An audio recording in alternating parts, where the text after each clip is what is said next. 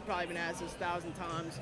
Where did the idea for the whole Red Beans series originate? Well, I was trying a bunch of ideas. Yeah. So, I quit my job in February of 2020, so it was like a month before COVID. And I was already doing a show. I was already doing a podcast and shit like that. So I was trying a bunch of different stuff. I've always been somebody that do a bunch of skits. I'll go eat something, put it on camera. And then when I did the Red Beans thing, something just told me that, like, and it really all it was. Something just told me right then. I said, if I do this 100 times in a row, I said it'll hit. Just because nobody was covering. I mean, you could go on Google, type it in, put red beans and rice, and you get a couple recipes, and that's it. There's nothing on social media about it. So that's pretty much why I kept doing it. How I thought of it just kind of came about. Yeah. And you've been pretty successful with this kind of stuff, deservedly so.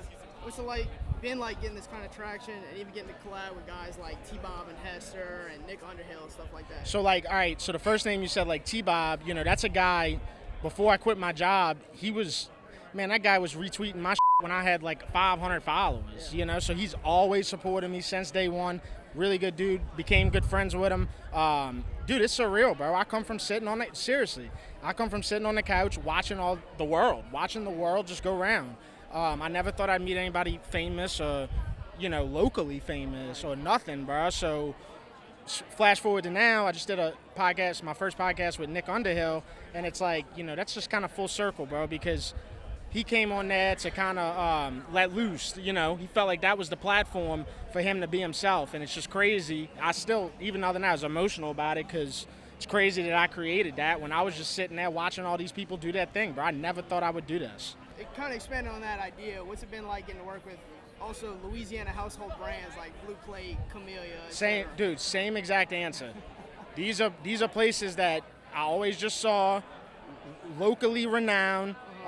Never in a million years would I think that I'd walk into their headquarters and meet with their 3 top people talking about, will you sponsor my Red Beans and shit like that, So it's, bro, the word is surreal. I know it gets used a lot, but I'm from St. Bernard Parish, bro. I don't know a lot of people that made it from St. Bernard like this, So I ain't even saying I made it, bro. I got $100 on. I'm serious. I only got $100. So I ain't made it, but we doing all right. Yeah. So what's your favorite part about traveling? To different parts of Louisiana. I know you went to Mississippi, 1, 2. I like it, but it just comes down to money, and that's just the real answer, bro. You know what I'm saying? That's why you ain't seen me traveling the last 6 weeks because I ain't spending all that money to go stay in a hotel and all this shit. Because you can't just go out there the morning of if you're going to like Shreveport. Sadly, you have to stay out there, and I love it. Yeah. I always said, drop me off in a jungle, and I'm sure I'm gonna find what's funny in it. And so that's why I like dudes like Anthony Bourdain and shit like that, because that guy, you drop him off in fucking Japan, and next thing you know, he's at somebody's house getting up, eating great food. It's super cool. You know? Man. Yeah. So, going off the Red Beans, what do you look for in a good plate of Red Beans? I just look for like a value. So not as much like, of course I love good taste and food and like that, but bro, like I want a value. I don't want to spend a lot of money. I don't think anybody should spend $20 on a meal. And we kind of becoming like immune to that. So anytime I'm looking for something cheap. Now don't get me wrong, sometimes I'll go splurge and shit like that, but I'm thinking in my head that maybe I deserve it or something, but I like to find a value. That's what I look for, a value. Gotcha. Yep. All right. So, you said earlier you're from St. Bernard Parish. I know what that means. My family's from the parish. Oh, word. Yeah. Hell so, yeah. Can you just talk about, just for people who don't know, what the parish is, what it's like to grow up there, and what it means to you to be from there? Oh, all right. So, for people who don't know anything about it, it's hard always to explain because, like, what up, baby? Let's go. Go Tigers. Go Tigers. Go Tigers, baby. What's up? All right, so yeah, the parish, to anybody that's never been there, it's hard to explain because you have to either be around somebody from there or have been there, or you're gonna think that like I'm from New Jersey.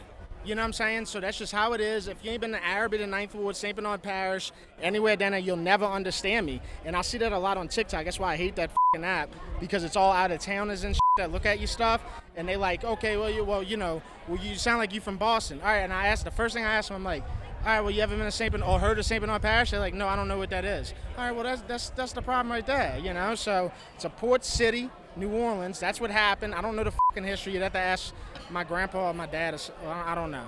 I really don't know. Yeah, no, it's all good. I don't think they give a shit either. last one. So I never ask you to pick a favorite spot, right? But hypothetically, if you were to pick a favorite spot, what would you think? Just for the best results, it would probably be like Chicken's Kitchen or a Queen's Chicken's Kitchen on the West Bank, and or Queen's Cuisine in Kenner. It would have to be one of those two. Gotcha. For sure. That's all I got for you, man. All right, well, I'm sunburned.